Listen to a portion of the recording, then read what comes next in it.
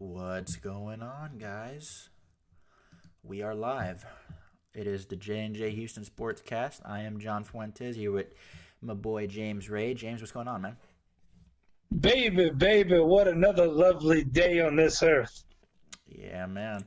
So, obviously, people are going to be a little confused right off the bat, so why don't you go ahead and explain to them what's going on here?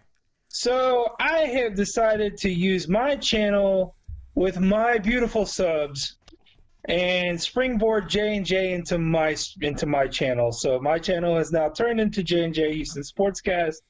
Don't be alarmed. I will do my occasional rants. I'll have John look at it and he'll, do whatever he wants to do. But this is the J&J Houston Sportscast now. This is no longer just RayRay's channel. So I will do my rants when I feel it's according. But I figured that I don't do a lot of live feeds anymore unless it's with John or with the roundtable with Sauce Nation.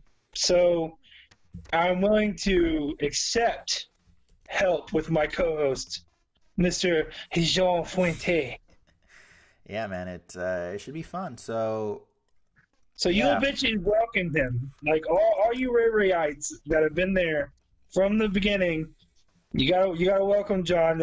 If not, I'm gonna be upset. I'm gonna be disappointed in you guys.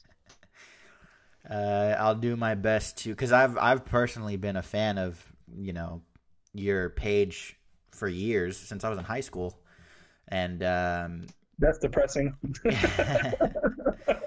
And then we just started doing this, and it's been great. So it is a pleasure to be on this channel, and I hope I do my best to honor the history of it.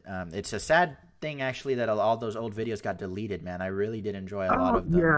Yeah, dude, I'm so mad about that. It hurts me. Yeah, man, that sucked, because I did like going back and looking at all the old ones, and the worst part about it is that it said it was removed by user. I didn't touch those damn videos. Why would I remove them? That was like 4 years worth of work, dude. Like, yeah. I mean, whatever, man. It is what it is. Just move on, roll with the punches. For those, how many we got in chat right now? Because I can't use my phone. And we got 6. We got 6 right now. All right, so tell me when we hit 10, and I'll reveal the big reveal. Oh, the big reveal! I don't even know what the the big reveal is. Yeah, you do. You've seen it already. I don't know what you're talking about. Think about it. Okay, I feel like an idiot. Think about it. See, I knew you'd get it. Yeah. So we're just waiting for a few more people to get in here, and then we're gonna go ahead and go with it. And we'll just kind of go from there. This is a chill session. This is actually, if you really think about it, it's kind of our first chill session. I mean, we've had one before, but it was more of a pilot. This is more of like an official chill session. I had one the other day. It was okay. It was all right. John ruined it, though, with the real Nico shit. But it is what it is. I'm not even going to get mad about it. But we're going to wait for 10 people to get in. John, just let me know when we got it, and then we'll go from there. Okay, I will. But yeah, I'm having technical difficulties with my other computer where I look at the chat, so I'm just trying to get that set up. But okay. Yeah, I already saw one message in the chat from Danny saying that this is going to be the Beanie podcast. No, it's not. Danny, you need help. Find somebody. Not us. We're not your beanie. We're not your beanie psychologist, for the love of God. Oh, Jesus, this guy. I'm literally going to buy a beanie, and so when he says beanie, I'll just put the damn thing on. You got one, don't you? Sure do. You got it with you, don't you? Sure do. Oh, my God. Now you'll never hear the end of it. You just ruined it. You have no idea. You just ruined it at this moment. Here we go. All right, so guys, the way we're going to do this vlog, I know you got it was a vlog. This chill session is going to kind of be like kind of in a podcast format. We're just going to just talk. Kind of, because a lot of the good conversations that John and I have, as sad as it sounds, is usually off stream. Yeah. Like, we have really funny conversations off stream, and I guess we both kind of got the idea that, you know what, we need to do that while we're, streaming, because a lot of it. So look, most of it's not really sports related. Some of it is, some of it's not. But in a chill session, it's exactly that. It's going to be like as if John and I were just there and we're just chilling, and if we got some outside feedback, we'll respond. So again, just let me know when we got 10, and we'll just get going. So yeah, I gotta do the big reveal, man. The big reveal. I'm still amped up about it, bro. And you know what? I'll take this opportunity to plug the old channel. So for those of you who aren't familiar with the show, go back and listen to some old ones. I recommend you listen to our fantasy draft episode, because I want to know who you think has the better fantasy team. I believe we did an all-time NFL draft, Dude, and I think I had the better team. I really do, but especially on defense. But we'll leave it up to the people. No. We'll leave it up to the people. No, dude. Oh, blasphemy. We'll have to leave it. I had Lawrence Taylor and J.J. Watt on the same team. Yes, but the rest of you guys were scrubs. Scrubs. I had Bruce Smith and Reggie White, Derek Thomas, Ray Lewis. I mean, oh my God, dude! Like, I can't even describe to you how easy that was. Well, we got 9 in the chat right now. I don't know if you want to. Yeah, well, there we go. Now we got 10. All right, so welcome, guys. Welcome. Don't be alarmed. This is J&J Houston Sportscast. We are actually going to do it on my channel from now on. This is our kind of first real chill session, and we're just going to go from there.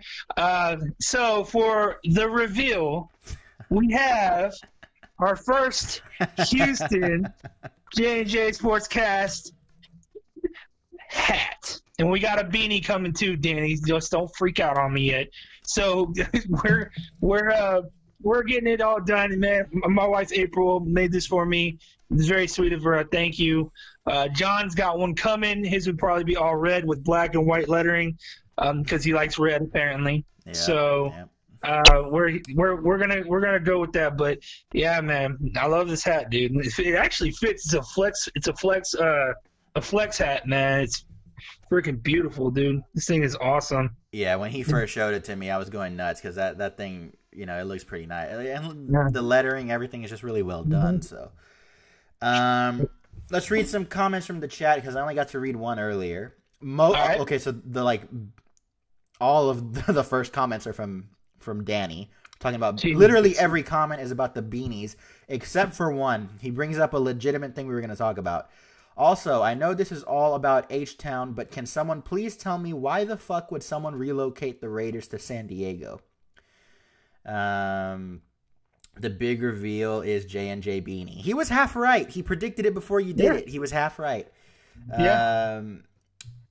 April says, hi all. I am here to harass ya. It's okay.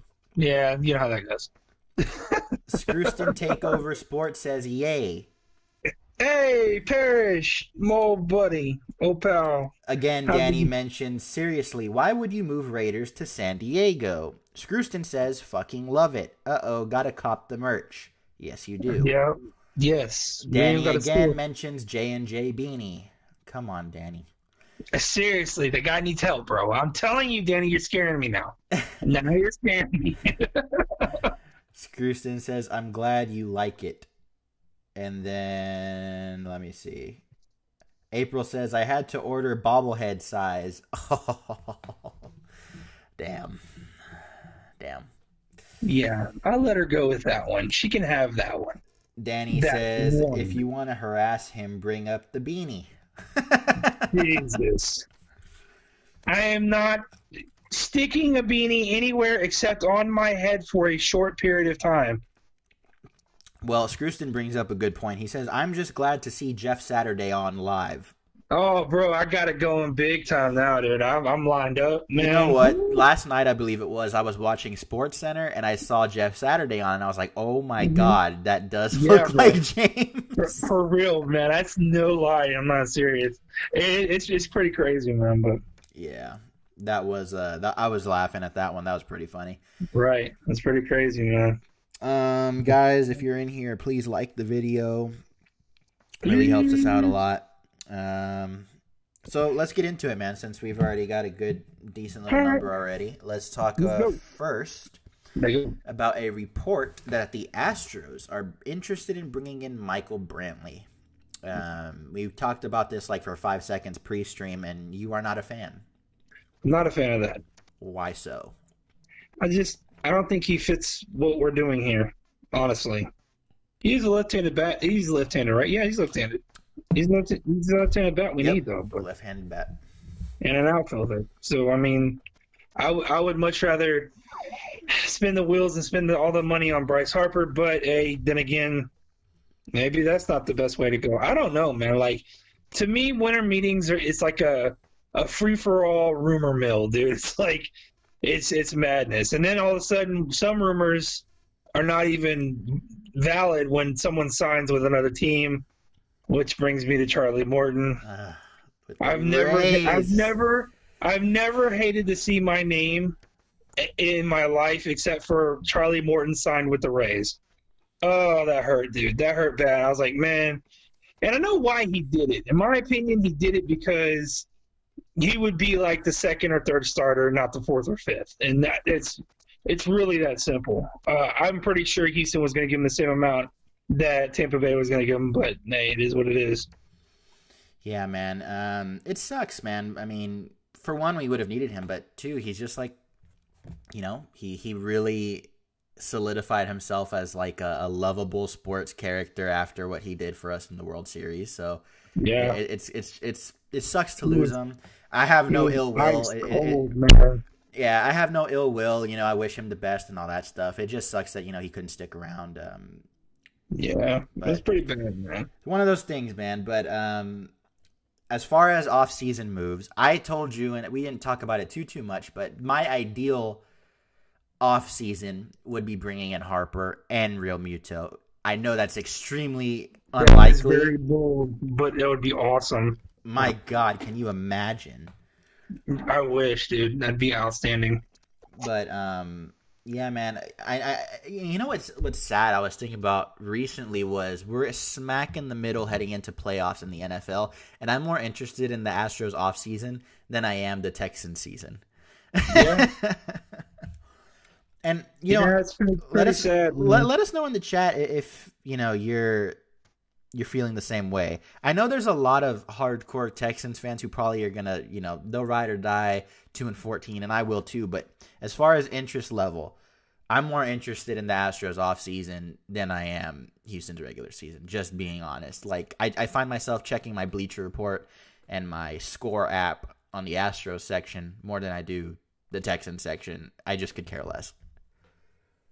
Well, natural reaction to a team that does what they're supposed to do and is perennial contenders. I mean, that's just how it is.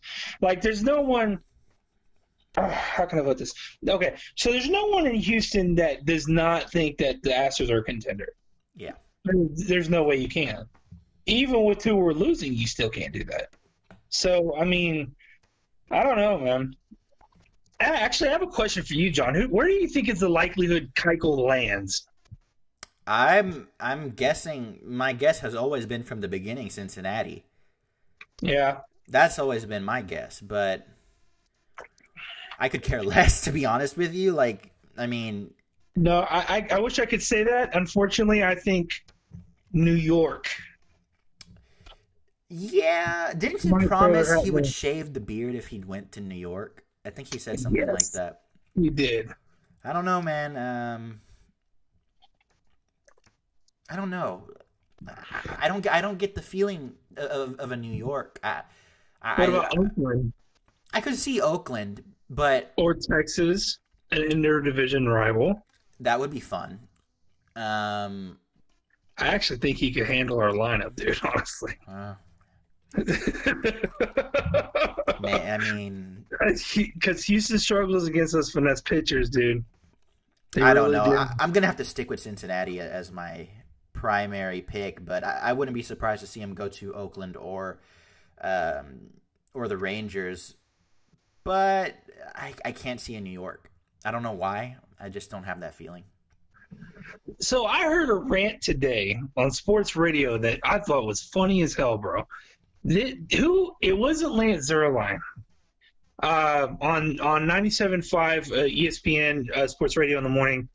It's like Giannotti and somebody else. But it wasn't, and it's usually Lance, but it wasn't Lance this time. It was I think Cody Stutes. I think that's his name. Anyway, dude, they brought up the NHL and how Tillman Fertitta was talking, about buying the Coyotes, the NHL team, and bringing them to Houston. Yeah. And this guy went on a 30-minute rant, dude, on how stupid that is. And I sit there and I thought about it and I go, you know what? He's not too far off, but realistically speaking, man, I honestly think that an NHL team would not be a bad thing here. I don't like his whole thing was, okay, so when is there going to be focus on them? You know what I mean? Because their season and when their season goes and how it coincides, and you got to think the Coyotes are one of the worst teams in the league, and you see, like, he had a laundry list of shit to talk about when it came to this. And I just thought it was real funny that someone would be that against a hockey team coming here. Like, I didn't understand it. So, I don't know, man. What do you think on that? I'd love for it to happen because, I really think people underestimate how passionate of a sports town Houston is. I think, look at how passionate you could make the argument that Texans fans were more passionate about the team when they sucked than now when they're decent. And that's crazy to think about, but true. Astros fans, a lot of people didn't go to the games when they sucked, but I guarantee you they were listening on the radio or watching at home. I know I was. One of them. So, I think if the NHL were to come to Houston, Houston would embrace them right. Hugely. Same thing with the Rockets. There's still plenty of Rockets fans, and fair weather fans have to be taken into account too. You have, homers who buy merch and they go to games, and so I think it'd be great. And we have the XFL coming to Houston. I think that's also going to do well in this city. Too. Yeah. So, yeah, man, I'm all for it. And I'm a fair weather hockey viewer. I'm not hardcore deep into it. My team is the Blackhawks because I like all Chicago teams just because I have family that came from Chicago. I'm also a Bears fan. Not really a Cubs or White Sox fan. I don't really touch Chicago baseball, but the only hockey team I like is the Penguins. The Penguins. And it's literally because I like the colors, and it's a penguin. That's my favorite animal. That's the only reason. It has nothing to do with Crosby or anything. Like, I don't know. It's literally just that simple. And my wife's family, they're Red Wings fans. Yeah, she's giving me hate already for the Blackhawks call out. She just said, ew, Blackhawks suck and Penguins suck too. Yeah, well, they got more championships than Detroit. I'm just saying. Let me catch up on the chat here. Let me see. H-Train. I was in the sauce chat. Sorry. That's cool. Scrooston, thanks a lot, Mom. Oh, he's talking to April. I guess I had a conversation earlier. Let me see. I didn't even know sauce was going right now, actually. Me neither. Scrooston, I didn't get a notification on it. What's up, brother? I guess Scrooston's talking to you, Ray. Nothing, man. Danny, RayRay buying the Rays. Yo, man, come on, dude. I couldn't do that even on principle, man. Edman says, RayRay, you gonna miss Charlie Morton? Yeah, man, I am, actually. I'm not gonna lie, I'm gonna miss him. H-Train says, I'm more interested in Texans. I'm a bigger football fan. Yeah. Okay, teach their own. Scrooston again says, what's up? Jay Dizzle says, RayRay. That's it. He just says RayRay. Jay Diz. That's why Jay. He just does that just because he wants me to know that he's there, and I like that. If we had a line, I guarantee he would probably be one of the first ones to call it. I guarantee it. Because he drops fire and it's funny as shit, dude. It's like we're gonna have to look into doing something like dude, that. It's like listening to like a Bernie Mac sports take. It's just funny as shit, dude. It's just funny. I love it. I love when Jason Dizzle drops a line, dude. It's awesome. Eagles beanie. Oh, come on. The beanie thing, man. No, there's someone in here named Eagles beanie, but I'm guessing that that has to be a troll. That has to be one of Danny's friends. No, that's what I'm saying. I think Danny might have changed his name to Eagles beanie because now there's an Eagles beanie. Well, no, it's not because his old chats are showing up. Okay, someone's trolling. Someone's got to be trolling at this moment, dude. Eagles beanie says, "Fuck the Pens."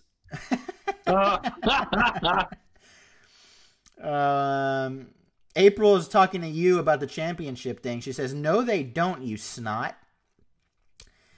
H Train says, "Sauce is over now." Oh, okay.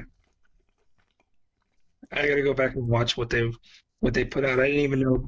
I didn't get a notification on it. And now April says, "Baby, I just got 3 items deleted from my credit report using that method that guy talked about." Nice. And then Edman says, "What are your goals for J&J Sports?" I'll let you go first with that one, and then I'll go. I gotta be honest with you. We're so far into the infancy of this and I've been doing this for so long that, in all honesty, any goals that I have are minuscule compared to what ultimate goal for me short term is just to have a solid following, honestly.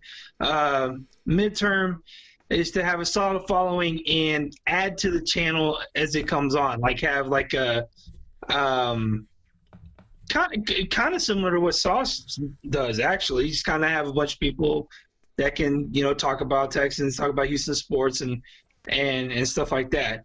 Long term is to cover every range of Houston sports that we possibly can while getting paid for it while enjoying the shit out of it. Yeah, that's the dream. That would be the end of it. That's going to take time. That's going to take patience. It's going to take effort. It's going to take a lot of hard work. Yeah. And it's going to, obviously you got to have good takes. Like, to me, I kind of consider myself, God, this is going to sound so shitty. I kind of consider myself kind of like a Josh Ennis right now. Like, because most of my takes are not liked by most fans in Houston. Most of my takes are usually scrutinized until proven right. And then I notice no one says I'm right about it. So then when I point out I'm right about it, someone else will chime in with something else that I was wrong about. But this is life. And that's just how, when you're doing these videos, that's how that works. It doesn't matter how good you are or how good your takes are or what your platform is. It's, can you keep your subs engaged? Do you guys like it? Do you not like it? What don't you like? What do you like? So, I mean, there's a lot of little odds and ends that go into that, but that is a good question. But, I mean, again, I started off doing this because I wanted a place to, talk to like-minded Houston fans, just Houston fans, and I know that sounds really stupid, but you got to be honest with you. I mean, there are a lot of fans out there that just don't understand why someone like myself or John or even people on the Sauce Nation, why we get so agitated about something that's going well in the overall scheme of it, but we know what's going to happen in the end.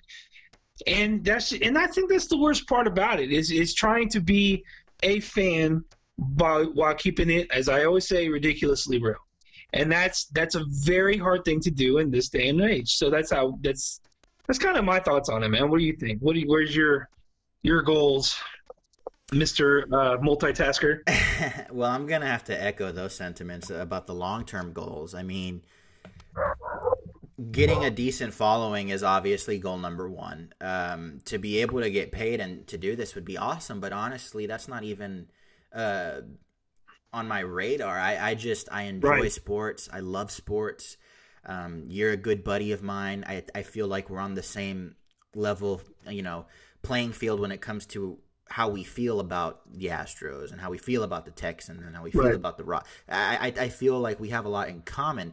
But we also butt heads about some things too, which I think makes for good content.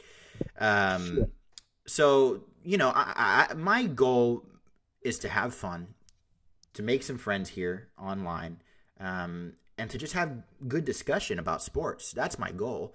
But long term, it'd be nice if we could become like the face of, Houston sports talk or whatever. That'd be great. And who doesn't want to get paid for talking about sports? I mean, that's the dream. But if you're asking about short-term goals, in the near future, I'd say my short-term goal would probably be 1,000 subscribers.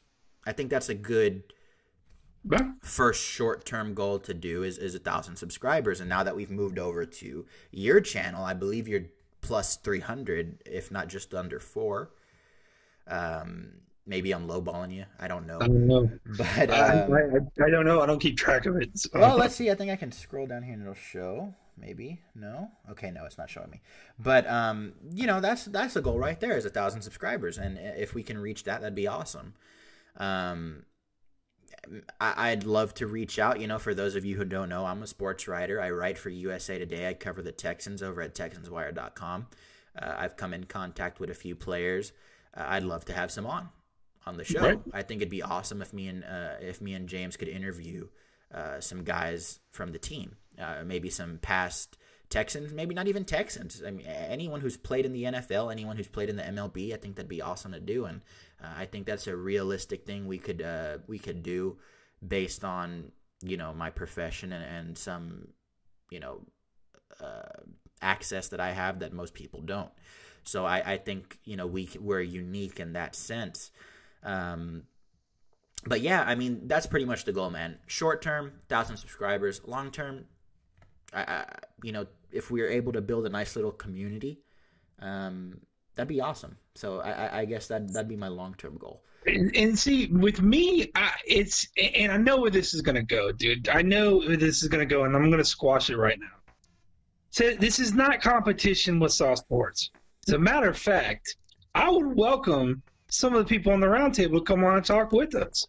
I don't got no problem with that. You mean it? Look, I've talked many times with Ed Honcho and all those guys, man. We've done so many videos together. There's no comp here. It's not a competition, guys. This is literally just a platform where we speak our mind, and this is what we want to do. And when we invite people on, we invite anyone on.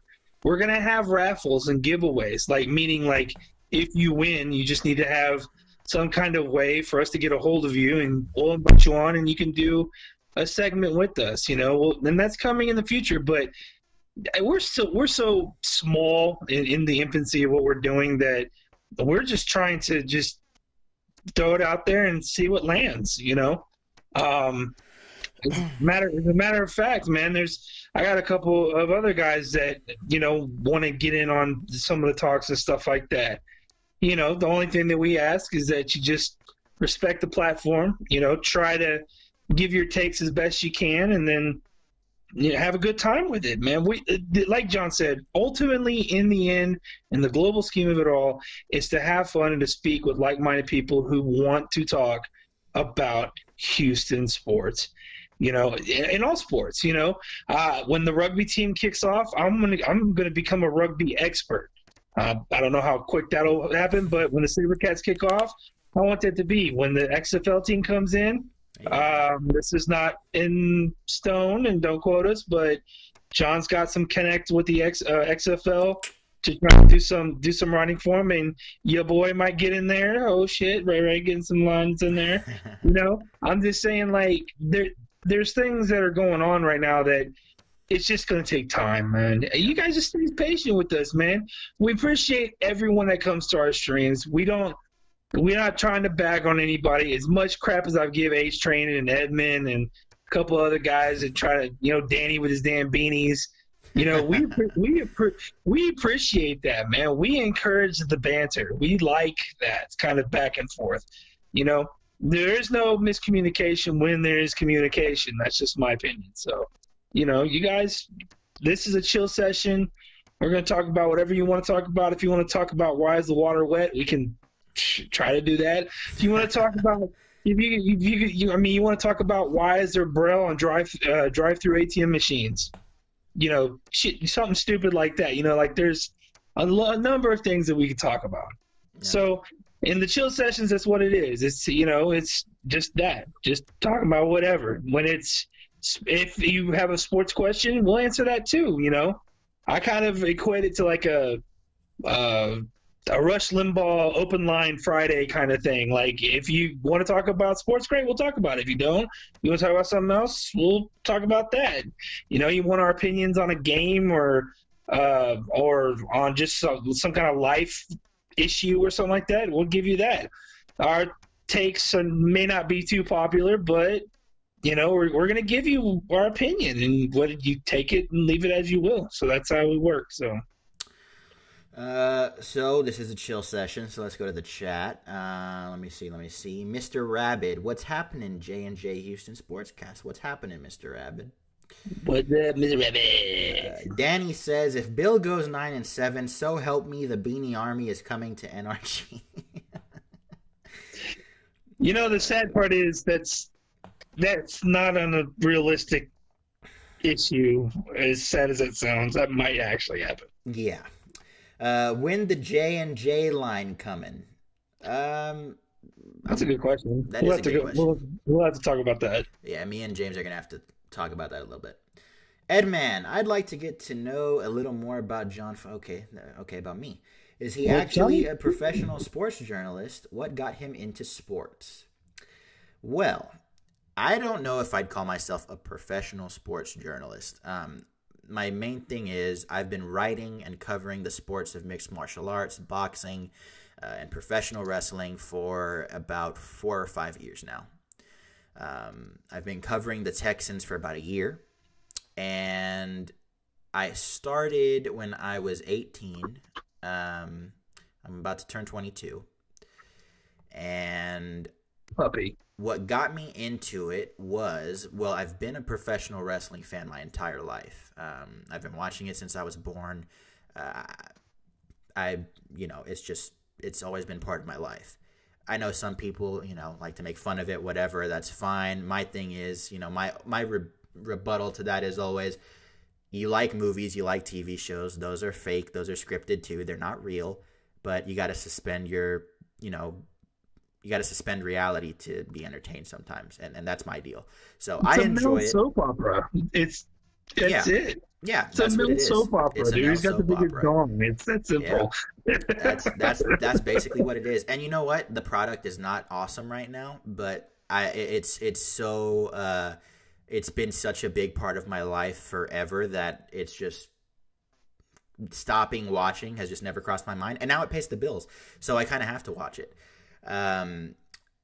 Also, mixed martial arts I kind of got into mixed martial arts through professional wrestling. For those of you who watch, Brock Lesnar, he crossed over into the UFC, and that was my first fight, him versus Frank Mir. Ever since then, I've been watching and keeping up, and I've been hooked. And football is an interesting story. My dad actually has always been a huge Bears fan. I'm a Bears fan as well, for those of you who don't know. But my first ever game that I really sat down and watched with my father was the Bears versus the Packers a few years ago in the NFC Championship game. That was the first game where I really sat down, watched the game with him, and I fell in love with the game. The Bears lost, obviously. The Packers went on to win the Super Bowl that year against Pittsburgh.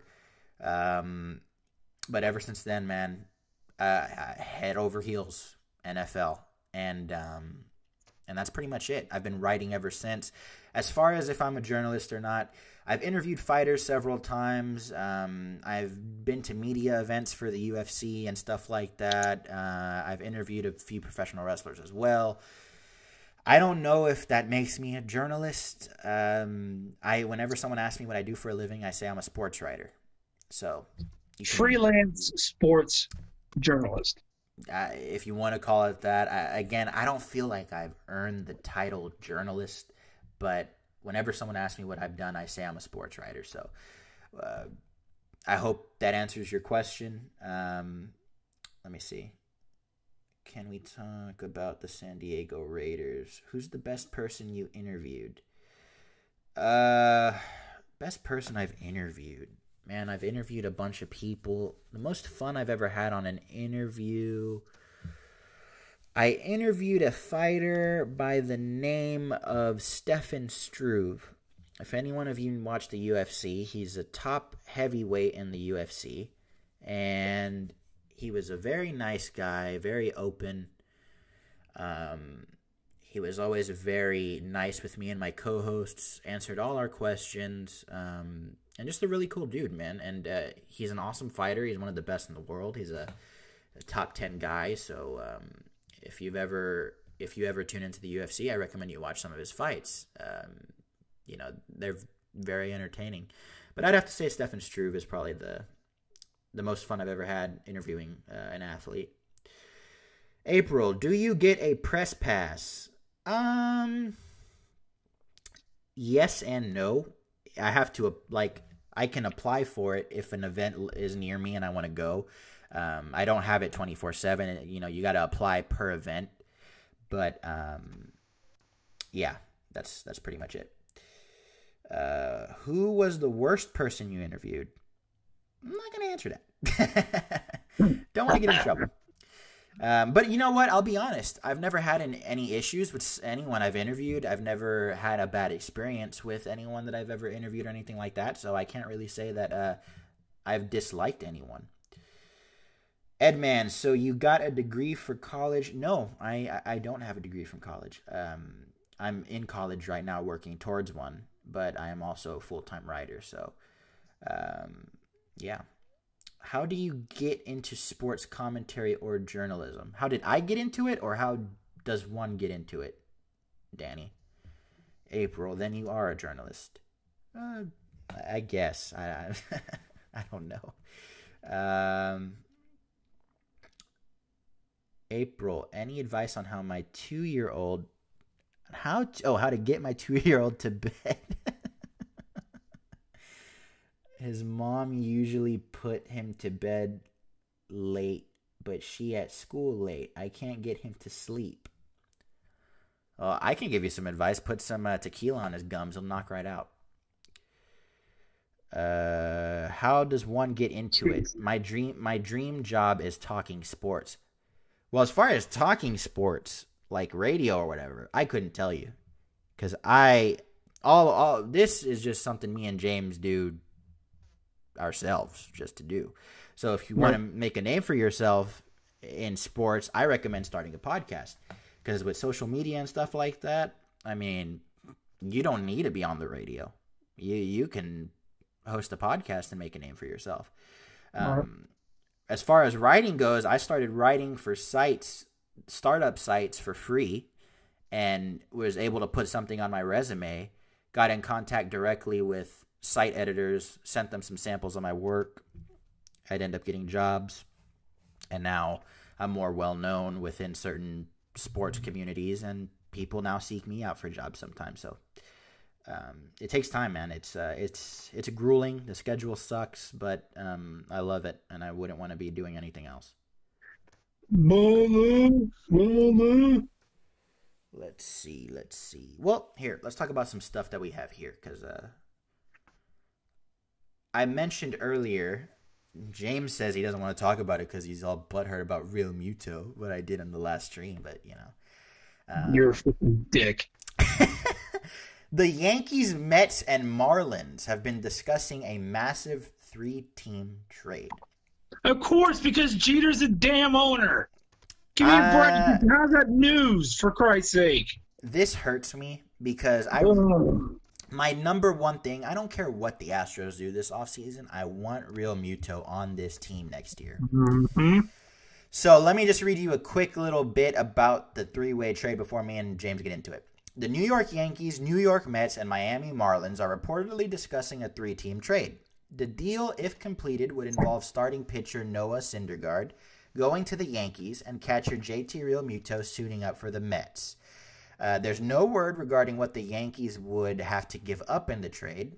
Syndergaard going to the Bronx is apparently a real possibility. And apparently no one knows what the Yankees' involvement in this trade would be yet. For fuck's sake. But it is looking like Real Muto could very well go to the Mets where careers die. Yeah, be on his way to the Mets. That hurts, man. That hurts. Oh, that's depressing, man. Because Real Muto would just be perfect. I mean, it not only does it address what we need at catcher, but it adds an amazing stick to the lineup. I mean, man. And then also there's a follow-up report. The Mets are, quote, very aggressive on Marlins Real Muto. And then later on, another report came out that said Miami's price for Real Muto has gone down a bit. Not an extensive amount, but a bit. So I don't know, man. I'm hoping that the Astros can pull something out and make it happen. But, when reports like this tend to come out this confident. Especially during winter meetings. Yeah, man. It sucks. But, I don't know, man. I really, really, really hope Houston pulls something off and is able. And I won't be too mad if Houston ends up with Harper, but at the same time, I just don't see either of those happening. Those are just fantasy signings at this point.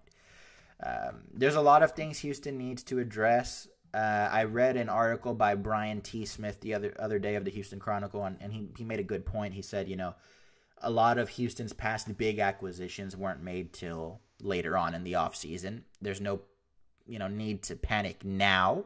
Now is not the time for panic. It's still very early in the offseason. But maybe start panicking in a month or two. But for now,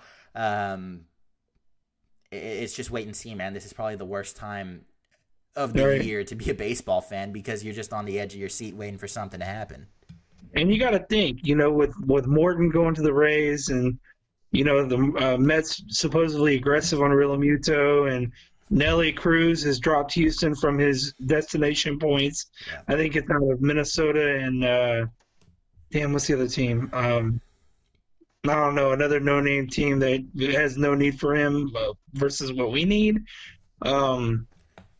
It just seems like whatever Houston was attached to as far as rumor mill is falling to the wayside quite a bit. Yeah. So obviously, like John just said, panic mode is setting in, but it has not set in yet. So we're cautiously watching the radar on whatever comes around. But I got to tell you, man, what I would give up for Real Muto right now would actually probably piss some people off. Let's hear it. You honestly, you really want to hear it? I swear to you, it would be, to me, it would be a straight up trade. Okay. A straight up trade, and I wouldn't look back. I think you're gonna say Correa. I am. I would trade Correa for Real Muto, and I wouldn't look back. I'm not joking. Ooh. I'm not joking. I wouldn't do that. Ooh. I have an up and coming third baseman that can take third base. Bregman can play short. I'm not worried about. Look, Correa again. This was actually funny. He was on Josh Ennis this morning, going into his third, fourth, actually fifth year, and he still hasn't shown up to be the next Miguel Cabrera or A-Rod that everyone was saying he was going to be. As a matter of fact, he's digressed. Yeah, that's not good.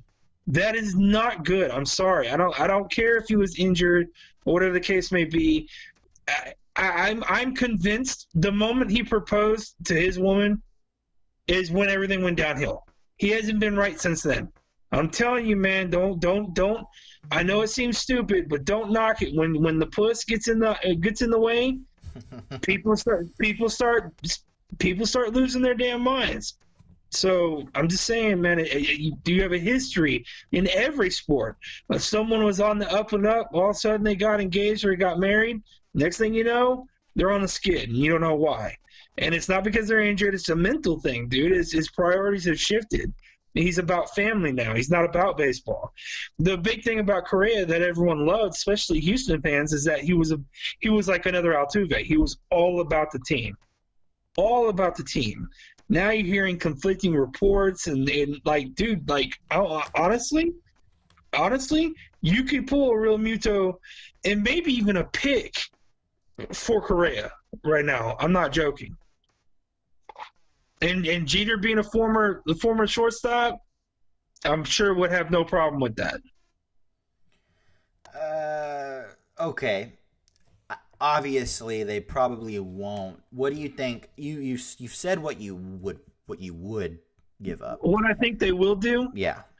I honestly think that Kyle Tucker is more shippable than people are making it out to be. Yeah. I think that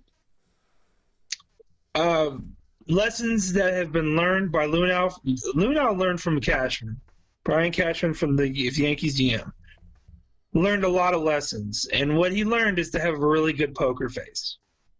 You know, oh, this player is untouchable, you can't have him. Well, we've said that about a couple players under Lunau, and guess what? They're gone. They're not here no more. It happens all the time. I honestly, I think the only, especially now with Morton going to the Rays, the only player that is untouchable in the Houston farm system has got to be Whitley. That's my opinion. Yeah. To me, everyone else is fair game.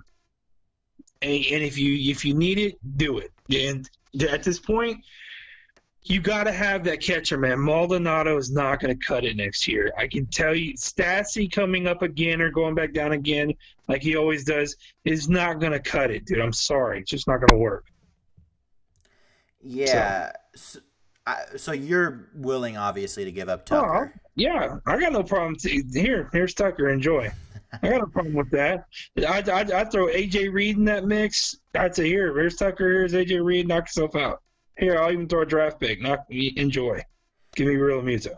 Whitley just he made some noise on social media. He threw a 110-mile-per-hour ball. I don't know if you saw that. I did, and I'm telling you right now, of all the players in Houston's farm system, I don't care what they say about Tucker, Whitley is untouchable. I'm telling you, he's untouchable. I think Tucker is touchable, honestly. I think they can use him for a good trade, no less. Yeah, man. I mean, there's so many possibilities in this offseason, and I just really hope when it's all said and done, we end up being better and not worse. Because as it stands, we'd be worse heading into this season. I mean, yep. Plain and simple. Guys, let us know in the chat if you want us to talk about anything specifically. I see April and H Train are having a lengthy conversation about putting children to sleep. Jesus. Okay. Jadeveon Clowney.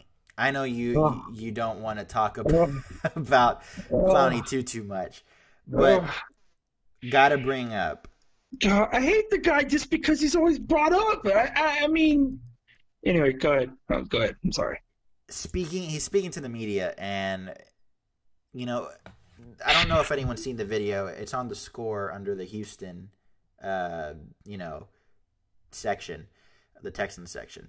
He's speaking to media. They're asking him about the offsides penalty that basically lost the Colts game when it was all said and done.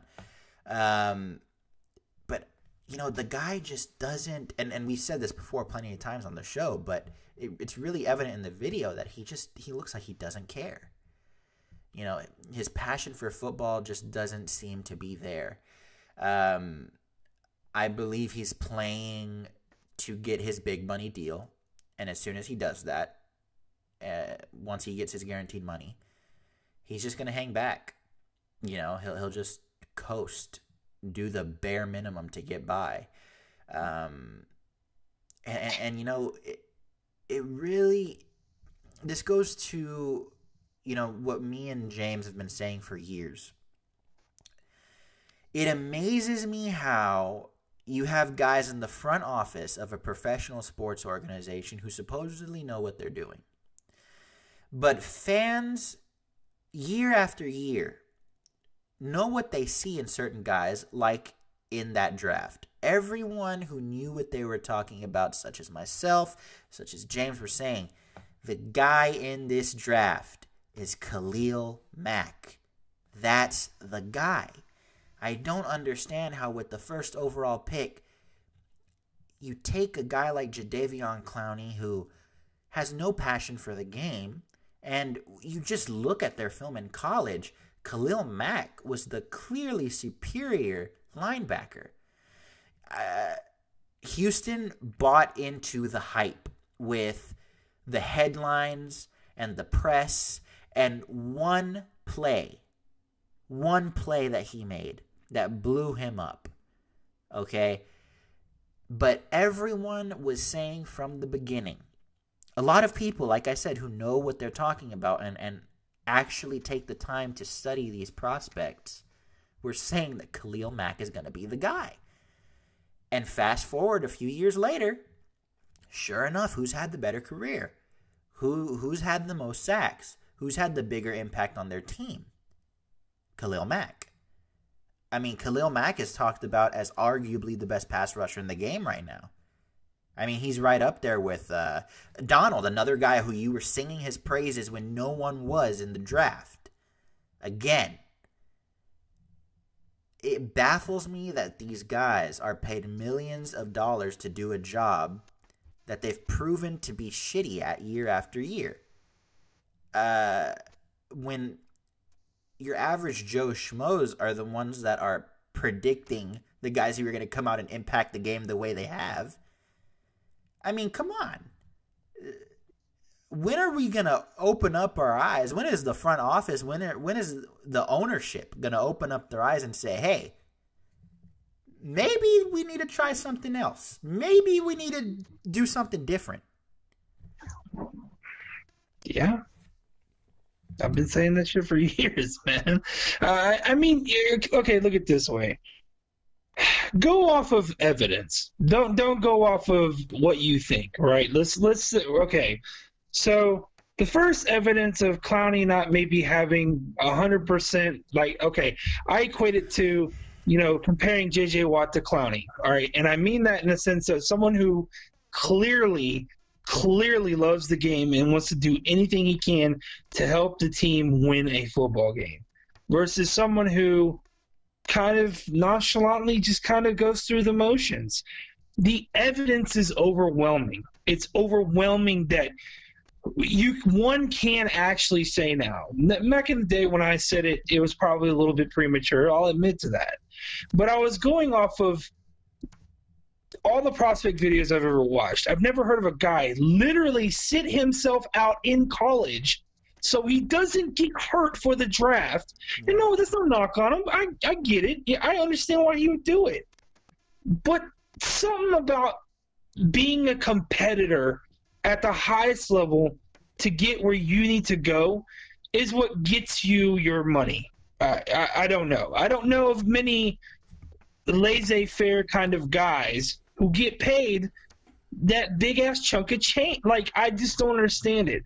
So years go by and injuries later. This guy has literally surgery every offseason, even if it's minor surgery to repair, cleaning his knee or whatever the case may be. It's still fucking surgery, guys, nonetheless. Then you got, obviously, his mental capacity for game time situational awareness is almost non-existent in a lot of ways. His athleticism is freakish. You have to think, when this guy was coming out, I remember specifically, everyone said he was the next Willie McGinnis. Everyone said he was going to be better than J.J. Watt. Everyone said that this guy was going to rival Von Miller for being one of the best pass rushers in the league. And look at where he's at. Look at where he's at. You have broke-ass J.J. outperforming him in sacks, man. How is that possible? Look, the only thing I can give Clowney more than anything is that his ability to stuff the run is fucking phenomenal. Yeah. I'm not taking that away from him. I'm not taking away he's an athletic freak and he's got the ability to draw back in coverage if needed. But as far as the overall package, the Hall of Fame, they literally said Hall of Fame talent. Yep. He's not there. He hasn't been there, and he's not going to be there. And it's realistically, when you see videos and interviews like this, you look at it and you go, well, that explains a lot. And for someone to defend Clowney at this stage is like someone trying to defend Bill O'Brien at this stage. How much more evidence do you need to see as a fan, someone who consistently watches this team, sees them week in and week out, not see it? Like, he does make plays. I'm not saying he doesn't. I'm not saying he's an average player. I'm just saying for what he's wanting and what his ability was and what he's projected to be 5 years later is not shown up yet. Yeah. What makes you think as soon as he gets his money, he's going to go, oh, my knee hurts now and I'm dead. I'm done. Or I got my money, then what's the point in trying? Like, I mean, you guys, think about it this way. You remember how, okay, anyone who's been my sub long enough will know what I'm about to say is true. I'm a big component. When someone is on a contract year, they ball out to get paid. They ball out to be paid. Where's that with Clowney?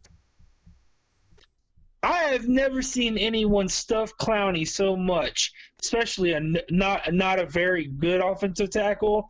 Anthony Costanzo last game made him his bitch for literally almost full 4 quarters. Almost a full 4 quarters. Like, he's like, okay, I'm just going to go through the motions, and I guess whenever the game's on the line, then I'll do what I can do best and use my athletic ability to disrupt a game. But he ends up costing me because he's a bonehead.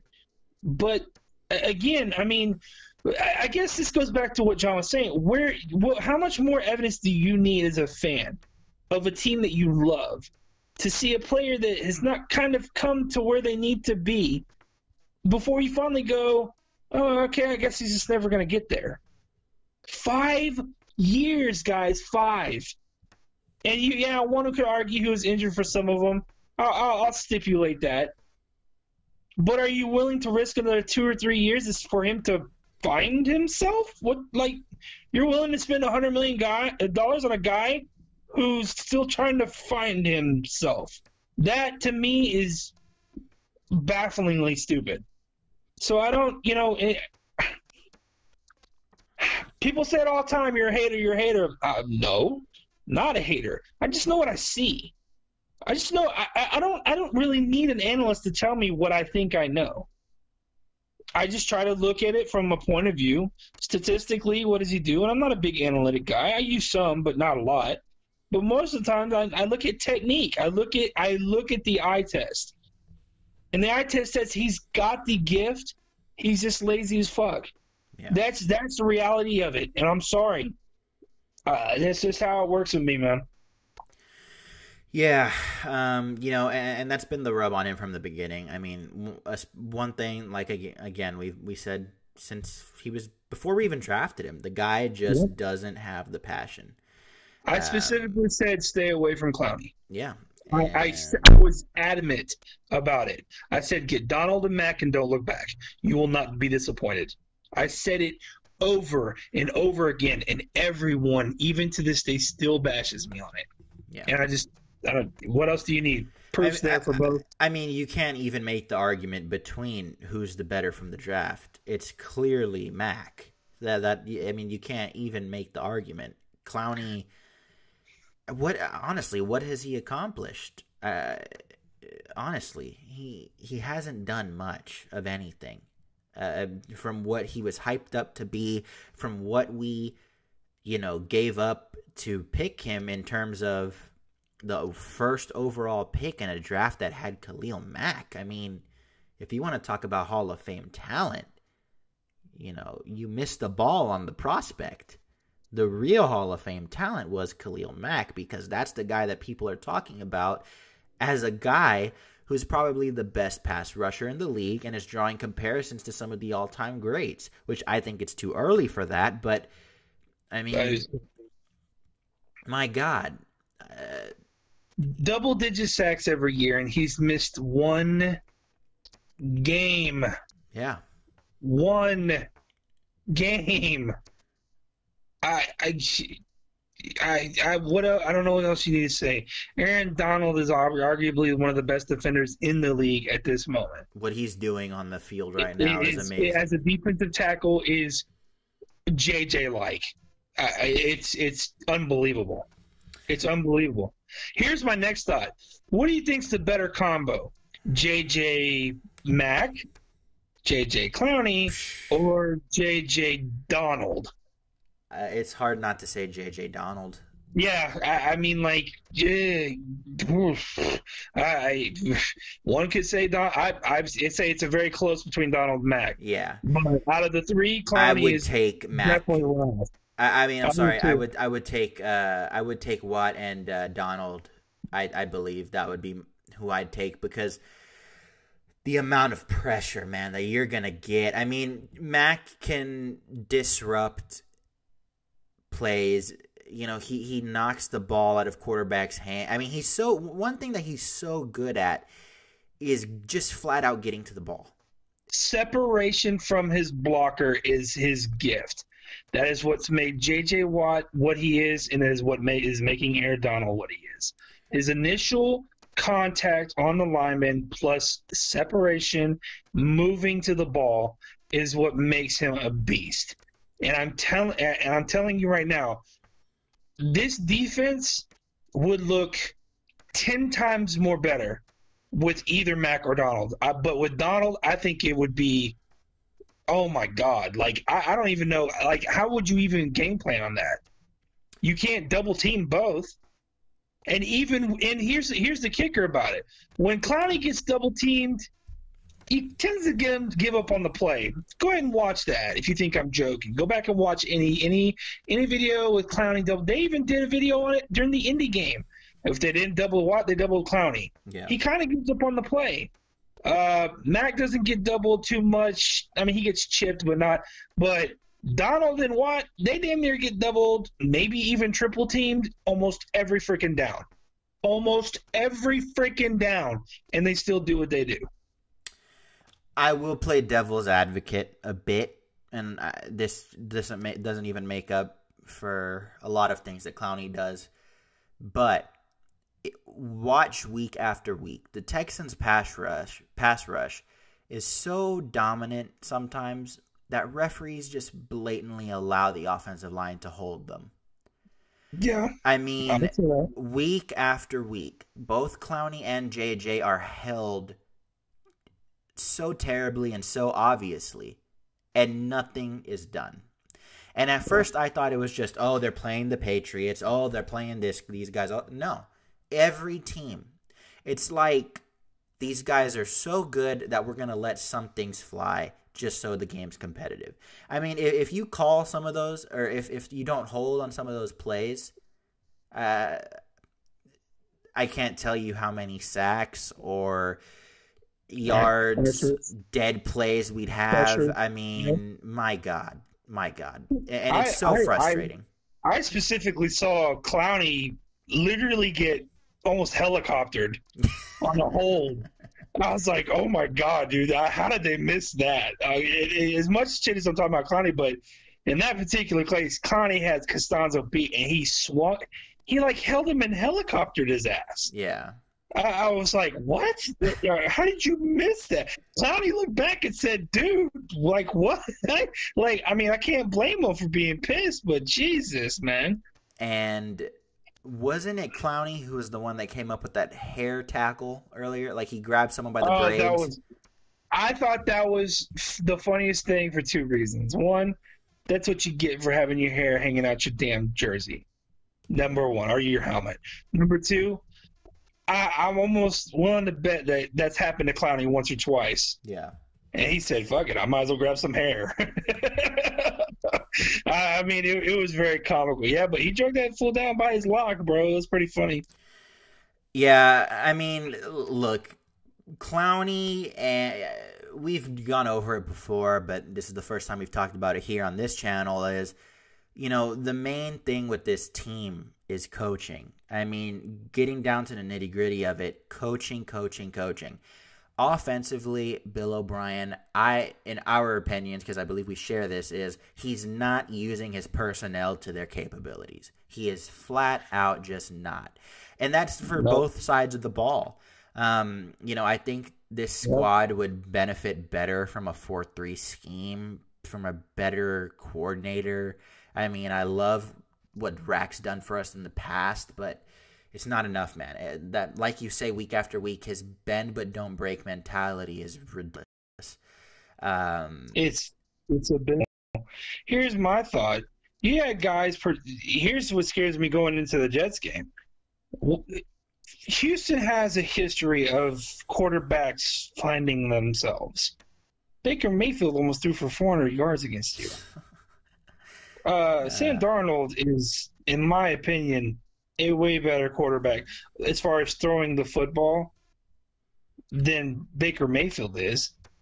And to be honest with you, with the way your secondary is looking, even though they don't have any weapons really at receiver, dude, don't be shocked if he comes out and throws 400 on you.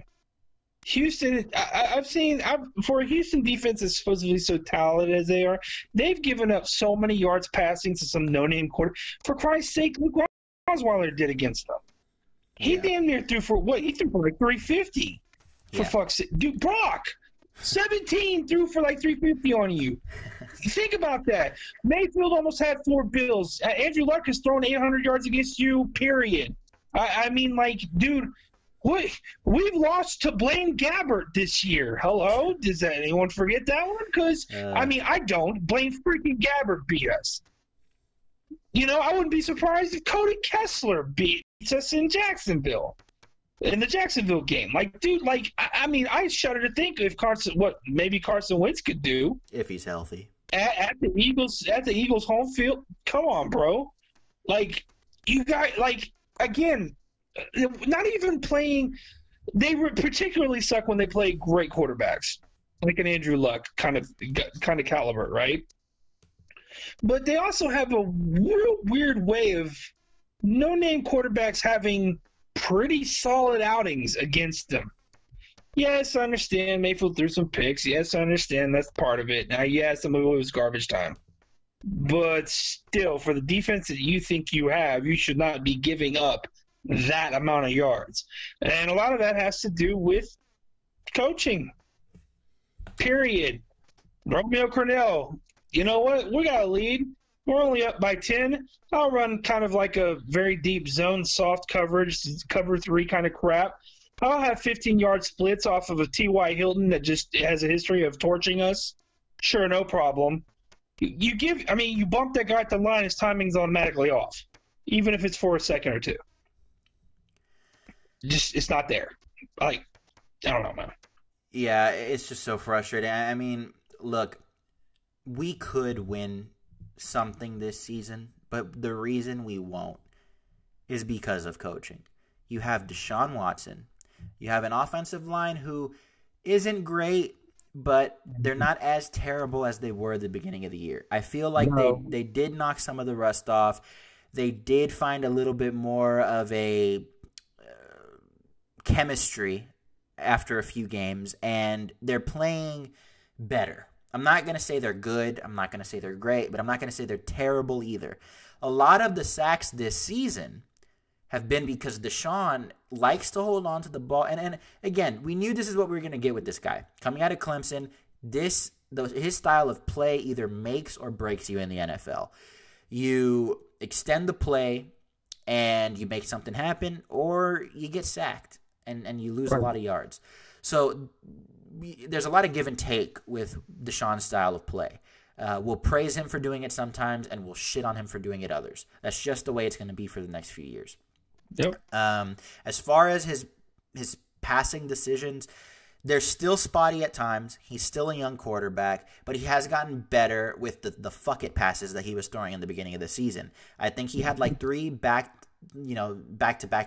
interceptions where he just heaved it up just for the sake of heaving it up, and it was picked off. I remember one specifically in New England week 1, and I believe it was Tennessee the following week or whenever that game was. But I know for a fact he did do it back-to-back games, but he's gotten better at that. But you have a guy in Deshaun Watson who I believe is going to evolve into an MVP caliber quarterback in a few years. I feel that's what we have with this guy. You have 2 all-pro wide receivers in DeAndre Hopkins, who is absolutely balling out right now. You have Demaryius Thomas, who has proven a red zone threat with this offensive unit. You have 2 tight ends who are balling out this season. I love how involved the tight ends have been in the offense lately. Which I've been completely wrong about. And then you have Lamar Miller, who isn't a pure runner, who is much better as a receiving back. But you constantly, Bill O'Brien, despite all these weapons that can make for a tremendous vertical threat, wants to pound the rock. He wants to establish the run. He wants to be a running football team. And you brought up a beautiful point last week when we talked. Don't run to set up the pass. Pass to set up the run. And I love that way of thinking. You see all the top teams right now who have a shot at winning the Super Bowl. New Orleans, Kansas City, Los Angeles. I'm going to keep doing that. And even the Rams kind of try. What happens? What I've noticed with the Rams, to go to your point real quick, is what I notice when they start falling behind or when they're out of sync is when they try to establish the run. And they have Gurley, who's a beast. Yeah. But when they start establishing the pass to open up the run, Gurley balls out. Yeah. Like I mean, again, you take just that team by itself is apparent. You have a decent offensive line, you have a decent quarterback, and you have a killer running back. And when you try to establish a run, they end up kind of that's what really happened to them in this last loss. They tried to establish a run, they got stuffed up. Yep. Then they tried to come back with the passing game. They were ready for it. Boom! All of a sudden they lost. Oh shit! You mean the Rams they can be beaten? Yes, they can be beaten, but my point is, what opens up the NFL today is, you know what? How about this? Take for example. God, I hate saying this. Take the Pats for example. When have the Pats ever been established the run to set up the pass? I'll wait. Keep waiting. I'll keep waiting because it hasn't freaking happened under Belichick. Belichick's not even an offensive-minded guy. That's McDaniels doing that. Yep. Belichick's a defensive coach. Belichick was a special teams defensive guru before he became a head coach. Belichick has nothing to do with it. It's all McDaniels and Brady.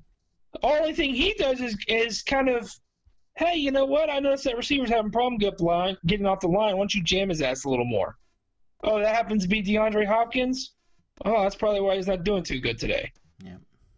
You know, and as good as D-Hop is, Belichick said, hey, body up 10. They even did a mic'd up with him saying, body up 10. Body up 10. I also remember during that mic'd up, he said, yeah, no, don't kick it out of the back of the end zone. Let him field it. I want to see it. And what do you know what happens? Keyshawn Martin fumbles it, and they get a turnover. Right after he said that. That's the difference between a good team and a bad team. And I'm not saying use the Patriots as the whole point is the pass today is what the run was back in the day. Yeah. It's that simple. It's that freaking simple. That is why running backs are not highly think about it. Running backs are not really highly coveted anymore in the draft. No. I mean, you have those freak, running backs that come out that obviously go high. Your Fournettes, your Gurleys, your Chubbs, things like that. Saquon Barkley. But in the end, those teams that draft them usually have a pretty good damn quarterback to go with it when they're drafted. So they're needing that bell cow. Why? Because if the pass isn't working, they open up the run. Or if the pass is working, it opens up the run, and you got a beast who can run the football. This is not quantum physics, people. And again, this goes back to what John was saying. We're just Joe Schmoes, dude. We don't get paid to scout, do scout teams and watch film and stuff like that. Oh my God, I would love to be a professional scout. You have no idea how awesome that would be. For me, that's a personal dream for me, to be a scout for the Texans. That's a personal dream of mine. But until then, I've got to sit there and watch mediocre coaching and mediocre GM work. I can't say that about Gain at this point because I haven't seen enough to him to make an assessment on him. But I can tell you right now, Rick Smith was a pretty shitty GM. I don't care what anyone says. Yeah. And I've done many videos on how bad Rick Smith is as a GM. Yeah, and if you don't believe me, go back and look at Rick Smith's draft picks from the time he was the GM to the time he left. Tell me how many second, third, fourth, and fifth rounders panned out to be pretty decent players in the NFL. And again, I'll wait. And I'm telling you, it'll be under 10. I can tell you that right now. And that just goes to my point, like what I was saying earlier. You look at all the teams who are contending right now. You got St. Louis. You got the Saints. You got the Chiefs. The Pats. I mean, all these guys have what we've been talking about. An offense that goes out, they pass the ball, and they have running backs who, when they open up the run, can get things done. I mean, New England has Michael and James White, and Kansas City has Spencer Ware because Kareem Hunt's on the outs. You have Gurley in St. Louis, and then the Saints have Kamaru. So all of these guys are doing what they need to do with the guys that they have. They're using their guys to their capabilities. Not to mention, all of these teams are beatable. Look at how they've been beaten. Look at how the Saints were beaten by the Cowboys. Cowboys have a solid defense. Yeah. Cowboys have a solid defense.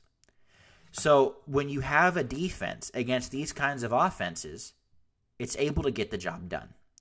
Same thing against the Rams. The Bears, awesome defense. Able to shut that down and pull out the win. What does Houston have? A top-ranked defense. Houston can go in and have a competitive football game with some of these teams. But they won't because they're not using – Bill O'Brien is not using his offensive weapons to their capabilities. He won't do it. He will continue to run the ball. He will continue to do what he does every week. And when you don't establish the run, when this Houston team doesn't establish the run, they lose. The only reason they were able to rack up such a good win streak is because they were able to establish the run in all of these games. And it played out very nicely for them in games like Miami, games like Jacksonville, Cleveland. Games where they were able to establish the run and use the run to open up the pass. But like we've been saying, if you can't run the ball, O'Brien's offense will not work. And it's not going to work when you step into the playoffs and you're playing teams like the Chargers, like the Ravens, like the Chiefs, like New England. Which is why I say I don't expect the Texans to do anything because they will win this division, but they won't do anything when they get into the playoffs. And just imagine how much more frustrating it's going to be next season when you have Hopkins, Demaryius Thomas, Will Fuller, and Kiki all healthy. Yep. Still going to run the ball. Still going to run the ball. Yep. So here's a little side note I got for you. Check this out. Now I want you guys, everyone in the stream, to watch this next game, okay? Even though it's against the Jets. Watch this. Anyone ever noticed that when Lamar Miller's not on the field, Houston tends to move the ball more? Does anyone notice that? I sure as hell notice it. You ever wondered why Blue is able to break off some runs every now and then when he's the back for most of the drive, when it's not being filtered through Lamar Miller? One could actually argue at this point that Lamar Miller is holding this offense back. I want you to think about that. Just watch next game. Just watch. When Lamar Miller's not on the field and Blue's in the backfield and they're moving the ball, and then when Miller comes back in, it just dies. You ever wonder why our red zone threats were so bad? Blue's not in the backfield. Blue got you to the red zone. I'm not saying Alfred Blue is like, Adrian Peterson or anything like that. I'm just saying when Miller is off the field, Bill O'Brien has to go primarily to his passing game. And guess what? They moved the football. Oh, my God, it's baffling. Just watch. I've noticed that 3 games. I haven't said anything. I let it ride for 3 games. I'm going to watch this game, and I'm watching in particular that. When he's on the field, what are they doing? When he's off the field, what are they doing? When Lamar Miller's off the field, they're throwing the ball around. And guess what? They move it. Again, baffling. But when he's on it, let's run that first down stretch play to the right, or we'll run a freaking wannabe power, miss a block, and then he gets stuffed in the backfield. Or here's another question. With as good as receiving back Miller is, how come we don't run more screens with him? Yeah. How come we don't have him split out wide? Maybe do a wheel route. I don't know. Ever notice that shit? I sure as hell do. Just watch it. Just watch. We'll see if this theory's right. But I've noticed in 3 games, when that man's on the field, Bill O'Brien, I think his brain just goes, "Oh, there's too many weapons. What do I do? Lamar Miller." I really think that's what happens. I'm serious. Not even joking. So, and I'm not saying I don't. It's not like I don't dislike Lamar Miller. I like Lamar Miller. I think in the right system, Lamar Miller. Look, how about this? Put it to you this way: you take Lamar Miller, throw him into New England's offense. What do you think happens? Lamar Miller is the best receiving back in the league.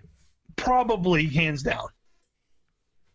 When you can make guys like James White and Ridley and all these other guys become all of a sudden running back savants as a wide receiver or as a swing pass or in a screenplay, and you wonder why they're bitch slapping you, it's because that's their skill set. It's because Belichick and McDaniels use the skill set to match and to maximize the offense. It's that simple. It's that simple. All right. Well, this is a chill session, and we're winding down. So, guys, if you have any questions, let them rip. We'll answer them. I'll read some stuff off that we've missed in the chat. This is H-Train. John, I was a huge wrestling fan only in the 80s. I remember Sergeant Slaughter. He was a favorite of mine. But why doesn't that shock me? Back then, and Hulk and Triple H was a wrestler I liked in 90s, but I stopped watching in the 90s. Yeah, and you're better off for it, my man. Trust me. But yeah, I always thought Hulk Hogan was a little overrated. I never really liked him. Sergeant Slaughter was pretty cool. I liked Sergeant Slaughter. I was always a Bret the Hitman Hart guy. Oh, I loved Bret Hart. Bret Hart's awesome, man. I was always a Bret guy. Bret or Jake the Snake. Those cool sunglasses. He'd always pick that lucky kid dude. and give it to him in the crowd. They were awesome, man. Such a good look, too, dude. Edman pieced out earlier. H-Train. Do you think Eli can go somewhere else and resurrect his career, or is he done? He's done. Yeah, I think he's done too. He's done. Mr. Mediocre. Our defense low-key overrated, TBH. Yeah? Yeah, it is. H-Train. I agree. Our defense can play with anyone mediocre. Let me see. Mr. Mediocre says, so we signed Blue to a 4-year, $45 million contract fully guaranteed. That's a question. He's asking if we should do that. No, and again, I'm not saying Alfred Blue is the end-all, be-all. As a matter of fact, people who know me say I'm not a big fan of Alfred Blue. His 2.4 average per carry career record just doesn't cut it for me. Sorry. But what I'm saying, the reason why I say that is because when the other option of Lamar Miller is not on the field, O'Brien has to get creative and pass the ball. And that's when they move the football. Just think about it. Undertaker. This is from Darren Davis. Undertaker, H-Town hero. Oh, dude, I love the Undertaker. He's Darren D. Oh, fuzzy buddy. Oh, Darren D. Undertaker's my favorite wrestler of all time. Undertaker's. It's gonna be hard to mimic his career, man. Yeah, Eddie Guerrero, I believe is who he's referring to. I loved Eddie Guerrero. Yeah, Eddie Guerrero was cool until he dropped dead on the rink. Man, that was brutal, man. Here's a fun story for you. Here's a fun story for you about Eddie Guerrero, how I found out Eddie Guerrero died. So I was in elementary school when he passed away. And I went to school not knowing, back then we didn't have like iPhones and stuff. So you'd have to actually go on the computer to get the news if you wanted to look it up. Oh, those were the days. And I was, we were at recess, and I was friends with this girl named Laura, who was actually a wrestling fan, which was very rare. But she came up to me and she was like, "John, did you hear?" And I was like, "Hear what?" She's like, "Eddie Guerrero died." I was like, "No, he didn't." I'm like, "You're lying to me." So when we get back inside, the entire day I'm like oblivious. I'm thinking she's just messing with me. And I get home and I turn on, I believe it was Raw or SmackDown that day, but they did an actual tribute for Eddie Guerrero and whatever. And I told my mom, Eddie Guerrero died. She's like, "I know, I saw it this morning on the news, but I didn't want to tell you because I didn't want you to go to school sad." I was like, "Why would you not tell me about this?" So I went through the entire day thinking this entire thing was a joke until I came home and like saw on TV everyone crying and it was real, and I was like, "Oh my goodness." Yeah. You want to hear a real funny? What I found, what I love wrestler podcasts. Have you ever listened to a wrestler podcast, man? Oh, I listen to plenty, man. I listen to Something to Wrestle With. I listen to Eric Bischoff's. So there's one podcast interview that I can, no matter how bad my day is going, I just turn this on and I just start laughing my ass off. It's when Honky Tonk Man is having his show and Ric Flair calls in talking about how Honky Tonk Man promised him $20,000 to come on his show. and oh my God, dude, Ric Flair calls him from a restaurant phone and is doing his Ric Flair. He's like, "Oh, you've been calling me saggy ass for years, Honky Tonk Man. You want to be Elvis? Yeah, you shave your pubes like Elvis sideburns, huh?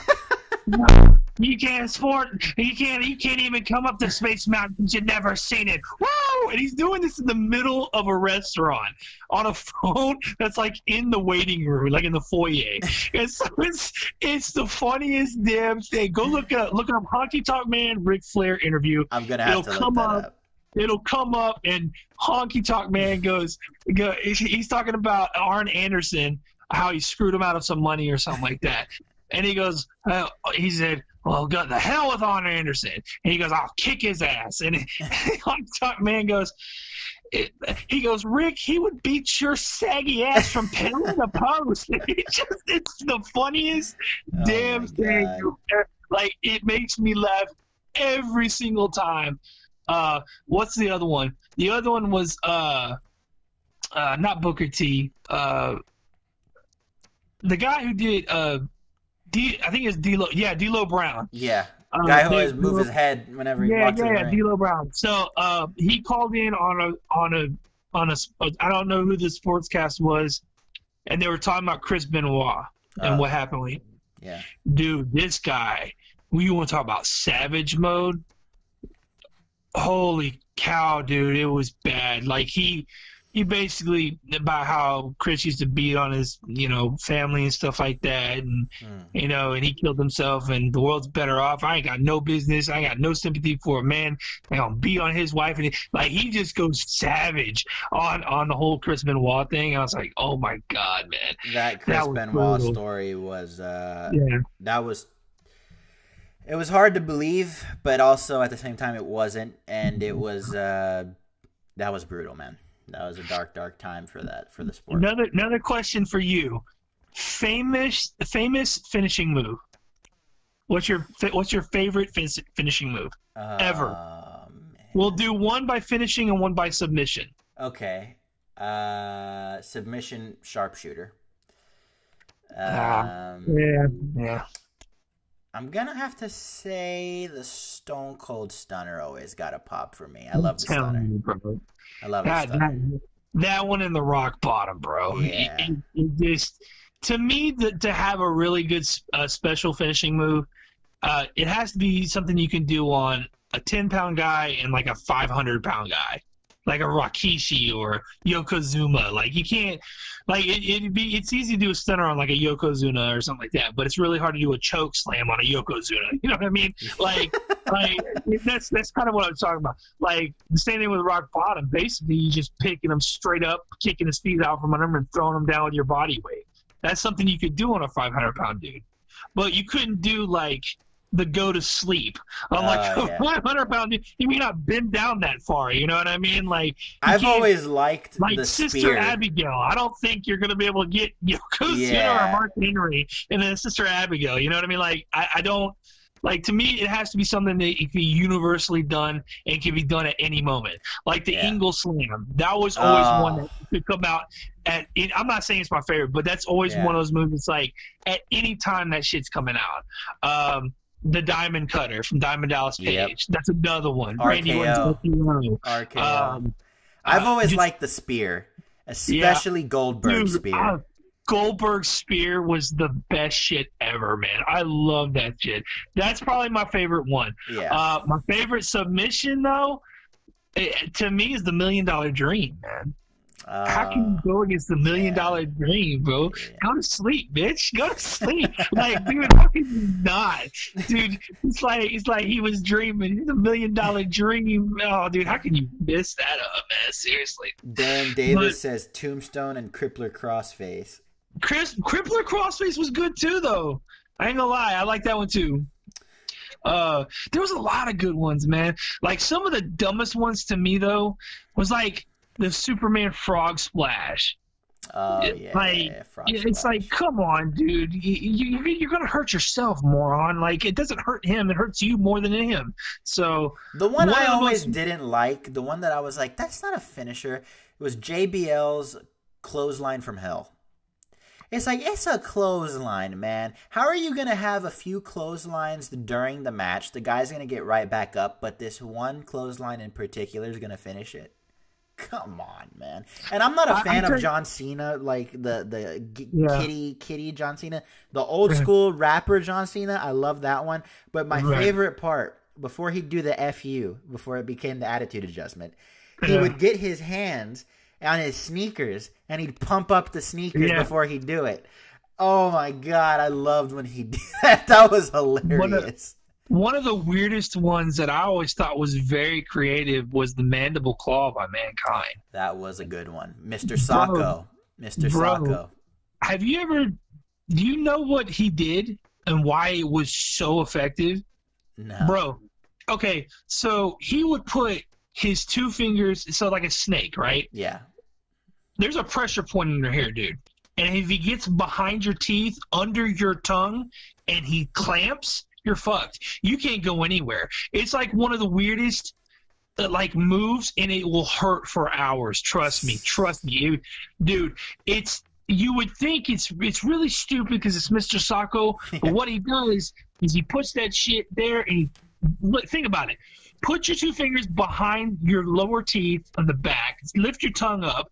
Press down while pushing up under your chin to meet your fingers. That shit's painful as all balls, dude. That is. I'll do it when I'm off camera, so I don't scream like a little girl. Come on! You start drooling all over the place. Let me see. Darren Davis asks, for J&J, what inspired you guys to start this? And do you find it weird that we're dropping our best pass rushers into coverage at times? Yeah, I find it very weird that we do it. And I think that goes to coaching. Again, like we said, we need to address coaching. I'm telling you, Bill O'Brien's shitty play calling is rubbed off on Rack. I'm telling you, that's exactly what it is. As far as what inspired us to start this, I don't know. One day, I hit up Ray and I was just like, hey, man, I think we should start a podcast. And he was all for it. So I guess the simple answer is I just got a wild hair up my ass, and we did it. Yeah, pretty much. Let me see. Lamest special, The Big Show's Big Boot or Andre the Giant Chop. Oh, man, that shit used to hurt. Bro, okay. You got to think about how big Andre the Giant is. If you haven't seen his HBO documentary, Go watch it. You need to go watch that shit. He was actually a really interesting person too. I felt very bad for him after watching it because the guy was always in pain. He hated being disliked by the people, so when they turned him heel, it was an emotional thing for him. Not to mention getting made fun of like that for being so big for your entire life. I mean, man, that's got to be tough. And then the struggles of being that big and not being able to use the bathroom in airplanes and hotels. I mean, it was just, it had to have been a difficult life. But you really should check out the documentary if you haven't, because it's really awesome. Yeah, I mean, that guy. And the closest thing that I can actually say, believe it or not, I know this sounds funny, the closest thing to his actual original personality is the movie Princess Bride. Like, he wasn't acting. He was literally, he even said it, he was just being himself. Yeah. That's how Andre, you can go back in any kind of interview or anything like that. That's exactly what he did. So, I don't know, man. To me, his hand being that damn big, oh man! I mean, there's a part of that documentary where they show his fist next to a regular can of beer, and it's like 3 times the size. It's like 3 beer cans rolled up into one. It was like his fingers were like the size of like coin rollers, like those big coins that come in the roll. Yeah. Imagine trying to grip that crap, dude. Yeah. They said he used to actually open coconuts up with just his hands. And apparently my son wants to be in the video. Hey, buddy. So, yeah, so I guess that's the cue. Yeah, okay. Yeah.